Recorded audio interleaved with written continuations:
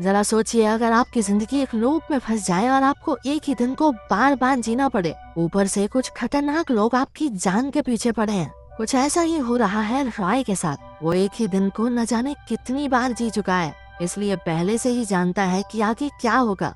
हर सुबह वो न सिर्फ इस एक हत्यारे से निपटता है, बल्कि हर रोज हेलीकॉप्टर में एक आदमी मशीन गन लिए उसे गुड मॉर्निंग बोलने पहुंच जाता है, जिसे रॉय भैया ने चाकू फेंक के मार दिया। इस सब के बीच वो अपनी एक्स वाइफ की फोटो को निहारने लगा और फ्लैट में ब्लास्ट होने से ठीक पहले रॉय खिड़की से कूदकर सीधा एक ट्रक पर लैंड हुआ। वैसे हर बार ऐसा नहीं होता, कभी कभी ट्रक भी रॉय पर लैंड कर जाता है। इसके बाद हर रोज वो एक आदमी से उसकी कार छीनता है, जो हर रोज चिल्लाता है, कोई बचाओ, मेरी गाड़ी छीन रहा है ये आदमी। वहाँ से जल्दी निकलने के चक्कर में वो गाड़ी तेजी से भगा रहा था और फिर ये हुआ। इसके बाद स्क्रीन पर लिखा आता है अटेम्प्ट 79, मतलब रॉय अब तक इस दिन को 79 बार जी चुका है। इसके बाद रॉय को इतना तो समझ आ गया था कि कोई तो उसे मारना चाहता है, मगर क्यों ये नहीं पता। कभी रास्ते में कुछ औरतें उसे गोली मार देती, तो कभी एक बहाना उसे बम से ही उड़ा देता। ग्वान ये नाम की एक तलवारबाज लड़की हर बार उसे मारने से पहले अपना नाम बताती थी। इसके बाद उसका एक हमशक्ल भी था जो उसकी जान के पीछे पड़ा था। रॉय को भरोसा था कि उसकी एक्स वाइफ जेमा उसके सभी सवालों का जवाब दे सकती है, तो उसने जेमा को कॉल लगाया, मगर कॉल उसके बॉस वेंटर ने उठा लिया, जिसके पीछे एक बहुत ही भड़कीली सी मशीन थी। उसने ये भी बताया कि जेमा की तो कल रात को ही एक एक्सीडेंट में मौत हो गई, यानी उसका टाइम लूप शुरू होने से पहले ही जेमा मर चुकी थी। वो बहुत हताश हो गया, लेकिन उसके पीछे लगे ये खतरनाक लोग उसे दुख भी नहीं मनाने देते। अगले दिन हर रोज की तरह रॉय तेजी से गाड़ी दौड़ाकर अपनी जान बचाता भाग रहा था। उसने किसी तरह उसका पीछा करने वाली औरतों से वो ग्रेनेड लॉन्चर छीन लिया और उन्हीं के हथियार से उन्हें उड़ा दिया। इसके बाद रॉय अपने फेवरेट नूडल कैफे में पहुंचा और थोड़ी पेट पूजा करने लगा। इसी बीच हम देव को देखते हैं, जो एक सिक्योरिटी कंपनी में काम करता है। दूसरी तरफ डाई फैंग नाम की एक फेमस चाइनीज तलवारबाज भी वहाँ मौजूद थी। रे ने शराब पीते हुए नोटिस किया कि घड़ी में 12:47 हो गए हैं। इतने में सभी लोग इकट्ठा होकर रॉय को मारने आ गए और उसे गोलियों से भून दिया।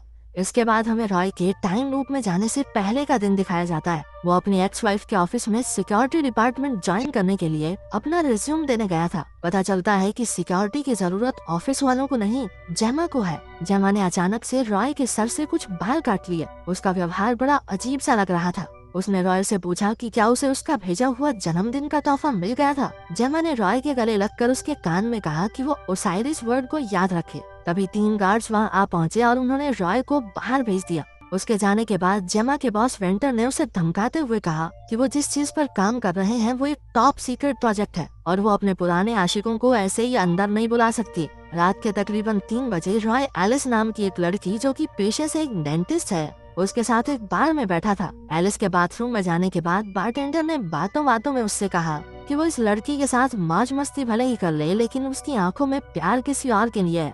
इतने में उसे जेमा का फोन आया। वो रॉय के बालों के सैंपल के साथ कुछ कर रही थी।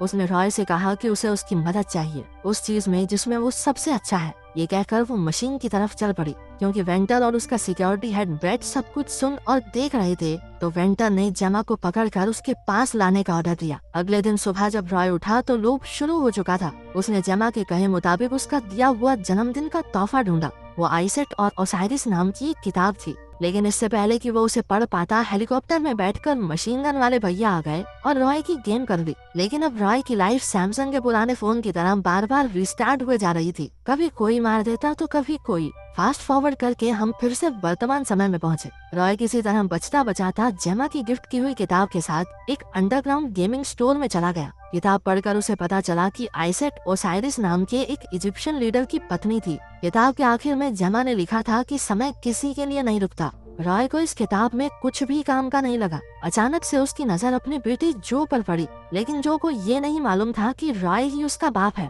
क्योंकि उसे अपने बेटे के साथ समय बिताकर अच्छा लग रहा था, तो उसने सोचा कि चलो इसे पिज्जा खिला के लाते हैं। वहाँ से बाहर निकलते ही रॉय ने नोटिस किया कि सामने घड़ी में 12:50 हो गए थे और ये पहली बार था कि रॉय इतनी देर तक जिंदा रहा। मगर तभी वहाँ गैंग की एंट्री हो गई और वो समझ गया कि वो ज्यादा देर तक जिंदा सिर्फ इसलिए रहा क्योंकि वो अंडरग्राउंड एरिया में था जहाँ उसे कोई ट्रैक नहीं कर पाया। रॉय ने अपने बेटे को गोलियों से बचाया और अपनी आखिरी सांसें भरते हुए कहा कि वो ही उसका असली पिता है। डर के साथ साथ उस आखिरी लम्हे में रॉय को अपने बेटे की आंखों में अपने लिए प्यार दिखा।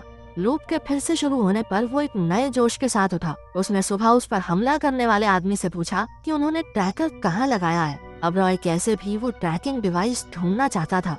वो अपने फेवरेट नूडल कैफे के वॉशरूम में गया और अपनी बॉडी और कपड़ों में ट्रैकिंग डिवाइस को ढूंढने लगा, मगर वहाँ ढूंढने पर भी उसे कुछ मिला नहीं। फिर रॉय को उस सिक्योरिटी ऑफिसर डेव की याद आई, जो उस समय नूडल शॉप में ही मौजूद था। उसने डेव से पूछा कि अगर उसे किसी की बॉडी में ट्रैकिंग डिवाइस फिट करना हो तो वो कहाँ करेगा, जिस पर डेव ने बताया कि ट्रैकर छुपाने की सबसे बढ़िया जगह है कि किसी के दांत के अंदर लगा दो। और ये सुनते ही रॉय उसे वॉशरूम में ले जाकर पागलों की तरह अपने दांत उखाड़ने लगा। किस्मत से दूसरे ही दांत के अंदर ट्रैकर मिल गया। तभी वहाँ हमशक्ल रॉय आया और उसे गोली मार दी। अगले अटेम्प्ट में रॉय ने सबसे पहले वॉशरूम में जाकर उस ट्रैकिंग डिवाइस को निकाला। उसने ट्रैकर की मदद से एक एक करके सभी गैंग मेंबर्स को ठिकाने लगा दिया। तभी उनमें से एक के मोबाइल पर ब्रेट का कॉल आया। रॉय के फोन उठाने पर ब्रेट ने उसे चैलेंज किया कि अपनी माँ का दूध पिया है तो आजा लैब में, आजा। अपना रॉय किसी से डरता थोड़ी है। वो भी सीधा लैब की ओर निकल गया, मगर पहले अटेम्प्ट में तो गाड़ी दीवार में ठोक के स्टार्टिंग में ही ब्रेट के हाथों मारा गया। मगर अगले अटेम्प्ट में गाड़ी उड़ाकर उसने लैब में सीधी एंट्री मारी। जब गार्ड्स गोलियां बरसाते हुए गाड़ी के पास गए तो पता चला कि ये तो रॉय का बिछाया हुआ एक जाल था। गार्ड्स के पास पहुंचते ही उसने गाड़ी में रखे एक्सप्लोसिव्स फोड़ दिए। उसने हमशक्ल रॉय को ठिकाने लगाकर उसका सिक्योरिटी बैच भी ले लिया। पहले तो उसका सिक्योरिटी बैच काम नहीं करता और बाद में जब उसने जुगाड़ से लिफ्ट खोल भी ली तो बाहर ब्रेट और उसके आदमी गश्त लगाए बैठे थे, तो उसने खुद को ही गोली मारकर दोबारा से ट्राई करने का फैसला किया। अपने अगले अटेम्प्ट में रॉय पहले से ही जानता था कि वो लोग लिफ्ट खुलने पर उसका इंतजार कर रहे होंगे, तो वो साइड से गया और सबको खत्म कर दिया। आगे चलकर उसका सामना ग्वान यिन से हुआ, जो कि बहुत खतरनाक तलवारबाज है, पर रॉय के पास तो बंदूक है।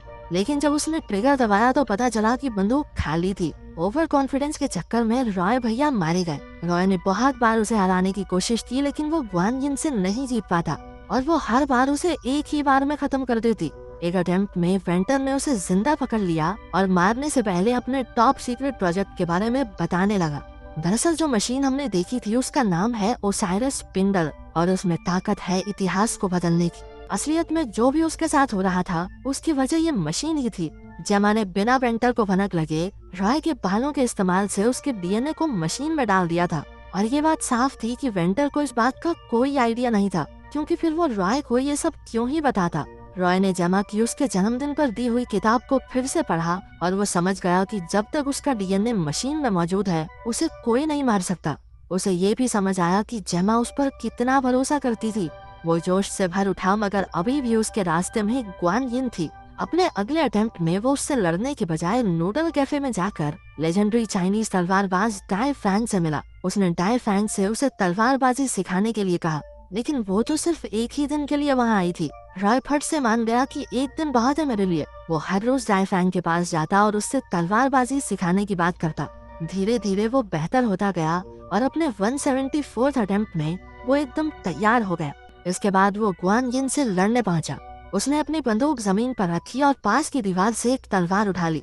उसने लाजवाब तलवारबाजी दिखाते हुए ग्वान यिन को खत्म कर दिया। तभी ब्रेट और वेंटर भी वहाँ आ गए। उसने अपनी तलवार ब्रेट के माथे में गाड़ दी। जैसे ही वेंटर ब्रेट की बंदूक उठाने के लिए आगे बढ़ा, रॉय उससे पहले ही तलवार लेकर उस तक पहुँच गया। वेंटर को शक हुआ कि एक आदमी इतने सारे लोगों को कैसे मार सकता है। लगता है ये साउथ की फिल्में नहीं देखता। खैर वो समझ गया कि जेमा ने मशीन के इस्तेमाल से उसे समय के एक लूप में डाल दिया है। वेंटर ने रॉय को बताया कि जब वो यहाँ आकर उसके गुंडों से लड़ रहा था तो उसने उसके बेटे जो को मारने का बंदोबस्त कर दिया था। ये सुनते ही रॉय जल्दी से जो के पास पहुँचा, लेकिन वहाँ पहुँचकर उसे पता चला कि वो पहले ही मर चुका है। अपने बेटे की मौत देखने के बाद रॉय सारी उम्मीद खो चुका था। वो जानबूझकर हत्यारों को अपने आप को मारने देता, लेकिन एक दिन उसने सोचा बस बहुत हुआ। जब ये दिन बार बार चलना ही है तो क्यों ना उसे अपने बेटे के साथ बिताए। तो रॉय हर दिन जो के साथ गेम्स खेलते हुए बिताने लगा और शाम को जब वो दोनों एक बेंच पर बैठे होते तो सब खत्म हो जाता।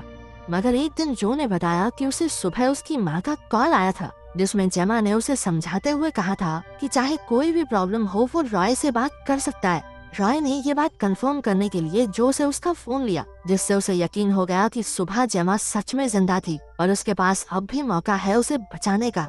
रॉय अगले अटेम्प्ट में जल्दी से जल्दी वेंटर और ब्रेट को मारकर कैमरा रूम में गया। उसने देखा कि सुबह जब वो उठता है तो उसके 15 मिनट बाद तक जेमा जिंदा थी। ये देखकर वो बहुत खुश हुआ और उसने खुद को गोली मार दी ताकि वो जल्दी से लूप रीसेट करके उसे बचा सके। अगली सुबह उठकर रॉय ने सीधा हेलीकॉप्टर पर ही छलांग लगा दी। उसने मिनी गन वाले गुंडे को मार दिया और पायलट को बंदी बनाकर हेलीकॉप्टर में ही लैब की तरफ निकल पड़ा।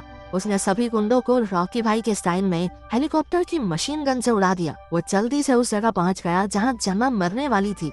एन मौके पर उसने एंट्री मारकर बेट और वेंटर का खेल खत्म कर दिया। आखिरकार उसने जेमा को बचा ही लिया। उन दोनों ने एक दूसरे के लिए अपने प्यार को इजहार किया। आखिरी सीन में रॉय स्पेंडल की तरफ गया जिससे उसका ये टाइम लूप टूट जाएगा। तो आपकी जिंदगी में ऐसा सबसे खूबसूरत दिन कौन सा रहा है जिसे मौका मिलने पर आप बार बार जीना चाहें? कमेंट्स में जरूर बताना।